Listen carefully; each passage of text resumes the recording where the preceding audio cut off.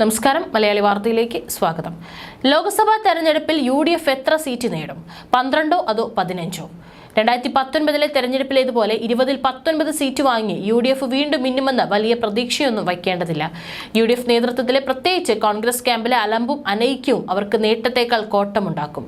2019 തെരഞ്ഞെടുപ്പിൽ കേരള കോൺഗ്രസ് മാണി ഗ്രൂപ്പ് UDFനൊപ്പം ഉണ്ടായിരുന്നു.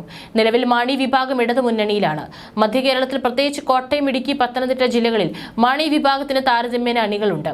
2019 UDF തരംഗത്തിൽ 19 സീറ്റുകളിൽ വിജയിച്ചെങ്കിലും അന്ന് വിജയിച്ച MP-മാരിൽ ചിലരുടെ പ്രകടനം തീരെ മോശമായിരുന്നു എന്ന വിമർശനം ബാക്കി നിൽക്കുന്നു.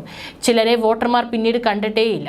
കഴിഞ്ഞ തവണ വിജയിച്ച MP-മാരിൽ 3 കോൺഗ്രസുകാരുടെ പ്രകടനം ശരാശരിക്കും താഴെയാണെന്ന ജനവിധി അടുത്ത തെരഞ്ഞെടുപ്പിൽ പ്രതിഫലിക്കും. സിറ്റിംഗ് MP-മാരെല്ലാം മത്സരിക്കട്ടെ എന്ന കോൺഗ്രസ് തീരുമാനം അങ്ങേയറ്റം മണ്ടത്തരമാണെന്ന് അടുത്ത തെരഞ്ഞെടുപ്പ് ഫലത്തിൽ കോൺഗ്രസ് കണ്ടറിയും. വയനാട്ടിൽ രാഹുൽ ഗാന്ധി മത്സരത്തിൽ എത്തുന്നില്ലെങ്കിൽ പൊതുവെ കേരളം ദേശീയ തലത്തിൽ ശ്രദ്ധിക്കപ്പെടുകയുമില്ല. മലപ്പുറം, കോഴിക്കോട് ജില്ലകളിൽ ലീഗിന്റെ ആൾബലം കുറയുന്നു എന്നത് UDF തകർച്ചയുടെ മറ്റൊരു സൂചകമാണ്. 2019 കേരളം UDF തൂത്തുവാരിയിട്ടും മുസ്ലിം ലീഗിനെ മലപ്പുറത്തും പൊന്നാനിയിലും മിന്നുന്ന പ്രകടനം കാഴ്ചവെക്കാനായില്ല. 2 സീറ്റുകളിലും 10,000 വോട്ടുകൾക്ക് ലീഗ് കഷ്ടിച്ച് കടന്നുകൂടി എന്നതായിരുന്നു അനുഭവം. മുൻപ് 2 ലക്ഷത്തിലേറെ വോട്ടുകളുടെ മുൻതൂക്കത്തിൽ ലീഗ് സ്ഥാനാർത്ഥികൾ ജയിച്ചുകൊണ്ടിരുന്ന ഈ മണ്ഡലങ്ങളിൽ ഒരെണ്ണം ലീഗിന് നഷ്ടപ്പെടാൻ സാധ്യതയേറെയാണ്. രാഷ്ട്രീയ നിരീക്ഷകർ കരുതുന്നു ലീഗ് പുതിയ സ്ഥാനാർത്ഥികളെയും പുതിയ ചെറുപ്പക്കാരെയും അവതരിപ്പിക്കുന്നതിൽ അമ്മാന്തം കാണിക്കുന്നുവെന്നും പഴയ മുഖങ്ങൾക്ക് നിറം മങ്ങി തുടങ്ങിയ വിമർശനവും കൂട്ടിവായിക്കേണ്ടത് തന്നെ. സ്ഥാനാർത്ഥി നിർണയത്തിൽ LDF അസാമാന്യ മികവ് കാണിച്ചു എന്നതിൽ സംശയമില്ല. എറണാകുളം, വയനാട്, കൊല്ലം സീറ്റുകൾ പോലെ CPM-ഉം CPI-യും വലിയ സാധ്യത കൽപ്പിക്കാത്ത 4 മണ്ഡലങ്ങളിൽ ഒഴികെ LDF സ്ഥാനാർത്ഥികളെല്ലാം അസാമാന്യ താരങ്ങൾ തന്നെ.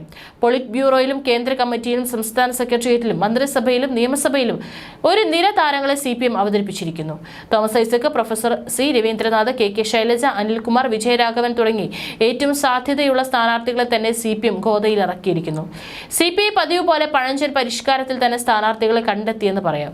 കേരളത്തിൽ കോൺഗ്രസ് ക്രിയാത്മക പ്രതിപക്ഷമായി പ്രവർത്തിക്കുന്നില്ല എന്നതാണ് കോൺഗ്രസിന്റെ UDFന്റെയും ശാപം.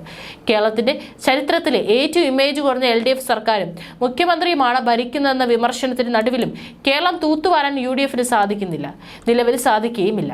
TP ചന്ദ്രശേഖരൻ വധക്കേസിലെ മേൽക്കോടതിയുടെ നിലപാടും വിധിയുമൊക്കെ UDFന് വോട്ടാക്കി മാറ്റേണ്ടതാണ്. ഒപ്പം കടം കയറി പെൻഷൻ മുടക്കി ഭരിച്ചു മുടിച്ച സർക്കാർ എന്ന മോശം ഇമേജും നിലവിലുണ്ട്. നിലവിലെ സാഹചര്യത്തിൽ BJPയുടെ പ്രകടനം UDFനായിരിക്കും ക്ഷതമുണ്ടാക്കാൻ സാധ്യത.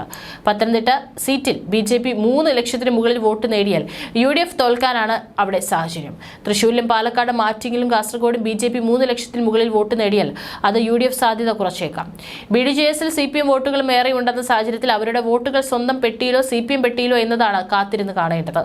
ജാതി നേതാക്കളും ആത്മീയ നേതാക്കളും പറയുന്നത് കേട്ട് ജനം വോട്ട് ചെയ്യുന്ന കാലമൊക്കെ പോയി മറഞ്ഞു. ജനങ്ങളുടെ വിചിന്തനത്തിന് മുന്നിൽ സമുദായ നിർദ്ദേശമൊന്നും ഇക്കാലത്ത് ഒരു ഘടകമേ അല്ലാതായിരിക്കുന്നു. കേരളത്തിൽ BJPക്ക് പ്രത്യേകമായൊരു തരംഗമോ ശബരിമല പോലൊരു പ്രചാരണ വിഷയമോ നിലവിലില്ല.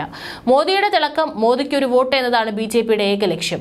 അത്തരത്തിൽ മോദി കേരളത്തിലെ പ്രചാരണത്തിന് 2 3 തവണ എത്തുമെന്ന് തീർച്ചയാണ്. ശബരിമല പശ്ചാത്തലത്തിൽ BJP 4 മണ്ഡലങ്ങളിൽ നിന്ന് 3 ലക്ഷത്തിലേറെ വോട്ടുകൾ സ്വന്തമാക്കിയിരിക്കുന്നു. ആ തരംഗം ഇനി ഉണ്ടാകുമോ എന്ന് വ്യക്തമല്ല. എന്നിരിക്കലും തിരുവനന്തപുരം, ആറ്റിങ്ങൽ, തൃശൂർ മണ്ഡലങ്ങളിൽ BJPക്ക് വലിയ പ്രതീക്ഷയാണ്. സ്ഥാനാർത്ഥി കെങ്കേമനെങ്കിൽ പത്തനംതിട്ടയിൽ പോലും അവർ സാധ്യതകൾ കൽപ്പിക്കുന്നു. ഏതായാലും ഒരു UDF തരംഗത്തിലുള്ള സാഹചര്യം കേരളത്തിൽ ഇപ്പോഴില്ലെന്ന് വ്യക്തം.